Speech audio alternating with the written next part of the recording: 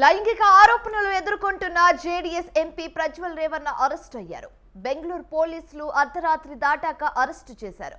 Germany నుంచి బయలుదేరిన ఆయన బెంగళూరులోని కెంపేగౌడ్ అంతర్జాతీయ విమానాశ్రయంలో దిగిన వెంటనే సిట్ అధికారులు అదుపులోకి తీసుకున్నారు. అయితే భారీ భద్రత నడుమ సిట్ కార్యాలయానికి తరలించారు.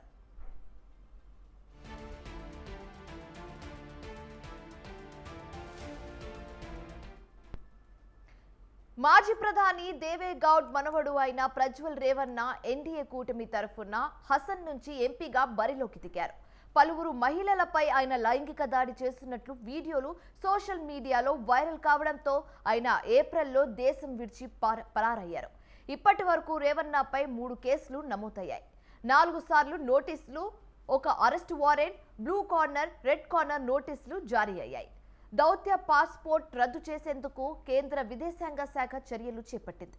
విచారణకు హాజరు కావాలని ఆయన తండ్రి రేవన్న, మాజీ ముఖ్యమంత్రి కుమారస్వామి, మాజీ ప్రధాని దేవేగౌడ్ బహిరంగంగానే కోరారు.